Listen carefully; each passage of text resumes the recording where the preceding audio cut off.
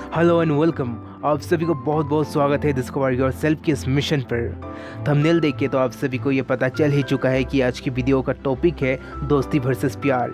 आज मैंने इस टॉपिक को इसलिए चुना क्योंकि हमारे दिमाग में कभी ना कभी ये सवाल आता ज़रूर है कि किस रिलेशन की बॉन्डिंग है ज़्यादा स्ट्रॉन्ग, फ्रेंडशिप या लव। लेकिन हमें अब तक ऐसा जवाब नहीं मिला जो हमें 100% सेटिस्फाई कर सके और हमें यकीन दिला सके कि इन दोनों रिलेशन में कौन सा रिलेशन है ज़्यादा स्ट्रॉन्ग।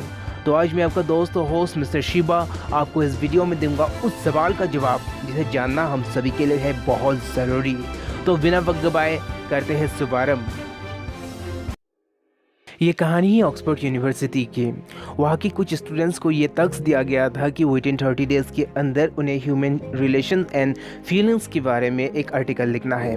वो स्टूडेंट्स बहुत ही होनहार थे। उन्होंने कुछ ही दिनों में 80% रिलेशंस के बारे में रिसर्च भी कर लिया, क्योंकि थोड़ा आसान होता है उन रिलेशंस को समझना जो हमारे लिए गॉड गिफ्टेड होते हैं, यानी कि ब्लड रिलेशन, माँ बाबा भाई बहन रिश्तेदार।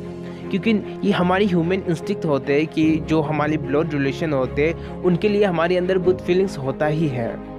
लेकिन उन स्टूडेंट्स को मुश्किल तब आया जब उन्हें रिसर्च करना पड़ा दोस्ती और प्यार के बारे में, क्योंकि ये बस एक ऐसा रिलेशन है जिन्हें हम खुद चुनते हैं और हम उनसे ये रिलेशन बनाते हैं जो कुछ सालों पहले, कुछ दिनों पहले हमारे लिए अजनबी थे। उस ग्रुप के कैप्टन को यह समझ में नहीं आ रहा था कि दोस्ती और प्यार में से किस रिलेशन की बॉन्डिंग है ज़्यादा स्ट्रॉन्ग। उसने इस बारे में कई दिनों तक सोचा और सोचने के बाद उसे जवाब नहीं मिला।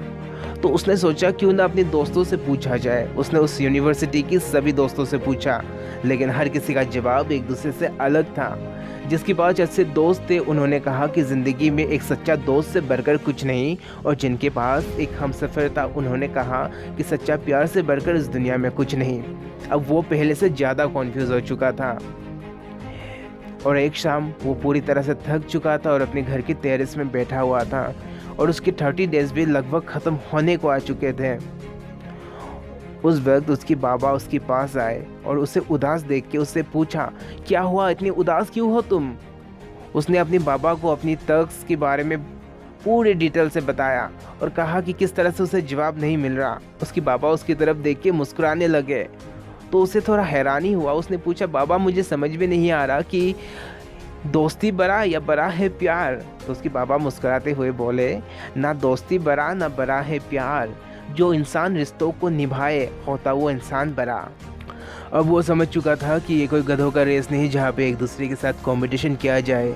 असलियत में तो ह्यूमन रिलेशन को एक दूसरे के साथ कंपेयर किया ही नहीं जा सकता, क्योंकि जो दोस्ती में है वो प्यार में पाया ही नहीं जा सकता और जो प्यार में है वो दोस्ती में कभी मिल ही नहीं सकता। लेकिन अफसोस तो इस बात का है कि यही गलती आज की न्यू जनरेशन ही करते हैं। पहले तो वो अपने दोस्तों के साथ बहुत क्लोज रहते हैं, बहुत अटैच रहते हैं, लेकिन जब उनकी ज़िंदगी में कोई BF या GF आ जाता है तो वो अपने दोस्तों को अवॉइड करने लगते हैं, पहले की तरह इम्पोर्टेंस नहीं देते हैं। और फिर धीरे धीरे वो वक्त आ ही जाता है जब दोस्तों में पहले जैसा कुछ चीज़ रहता ही नहीं, और कुछ सालों के बाद यकीनन वो अपने दोस्तों को बहुत मिस करता है। वो पलों को दोबारा जीना चाहता है, लेकिन चाह के भी अब कुछ नहीं हो सकता क्योंकि हम सब कुछ खो चुके होते हैं। भले ही आपकी ज़िंदगी में आपकी हमसफ़र कितना ही अच्छा और सच्चा क्यों ना हो, आपको उससे कितना ही प्यार क्यों ना मिल जाए, लेकिन आपको उससे वो एहसास कभी नहीं मिल सकता जो आपको आपके दोस्तों के साथ मिल सकता है। क्योंकि हमारी सोसाइटी की रिलेशन इतनी सिस्टमेटिकली बना हुआ है कि एक रिश्ते के एहसास को दूसरा रिश्ता कभी पूरा कर ही नहीं सकता। हर एक रिलेशन खास है। मैं इस वीडियो में किसी भी रिलेशन का अगेंस्ट नहीं कर रहा, मैं प्यार और मोहब्बत का दुश्मन नहीं हूँ। मैं बस इतना चाहता हूँ कि हर एक रिलेशन को इक्वली रिस्पेक्ट एंड प्यार मिले, क्योंकि हमारी ज़िंदगी के हर एक रिलेशन यूनिक है, ख़ास है, एक दूसरे से अलग है, लेकिन कोई भी एक दूसरे से कम नहीं। जिस रिलेशन को आज हम अपनी ज़िंदगी में सबसे यूज़लेस समझते हैं, अगर उसे भी आपकी ज़िंदगी से हटा दिया जाए, रिमूव कर दिया जाए, तो यकीनन कुछ दिनों के बाद आप उसे ही सबसे ज़्यादा मिस करोगे।